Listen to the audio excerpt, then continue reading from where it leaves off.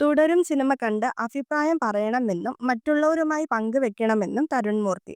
Mohanlal Shobhana combo പ്രധാന കഥാപാത്രങ്ങളിലെത്തുന്ന തരുൺ മൂർത്തി ചിത്രമാണ് തുടരും.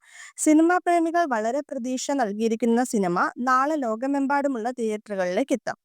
സിനിമ കണ്ട അഭിപ്രായം അറിയിക്കുകയും അത് മറ്റുള്ളവരിലേക്ക് എത്തിക്കുകയും ചെയ്യുന്നതാണ് സിനിമയ്ക്ക് ലഭിക്കുന്ന ഏറ്റവും വലിയ പ്രൊമോഷൻ എന്ന് പറയുകയാണ് തരുൺ മൂർത്തി. ആശീർവാദ് സിനിമാസ് ആണ് തരുൺ മൂർത്തിയുടെ വീഡിയോ സോഷ്യൽ മാധ്യമങ്ങളിലൂടെ പങ്കുവച്ചത്.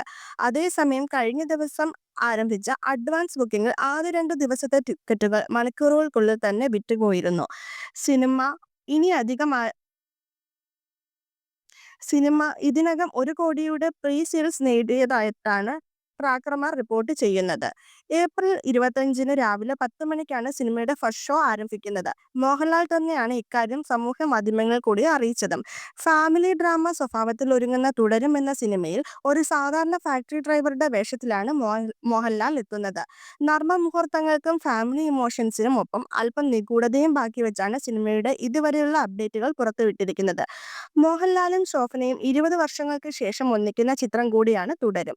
2024-ൽ ജോഷി സംവിധാനം ചെയ്ത മാമ്പഴക്കാലത്തിലാണ് ഇരുവരും അവസാനമായി ജോഡികളായി എത്തുന്നത്. 2009 റിലീസ് ചെയ്ത സാഗർ ഇലിയസ് ജാക്കി എന്ന ചിത്രത്തിൽ ഇരുവരും ഒരുമിച്ച് അഭിനയിച്ചിരുന്നു.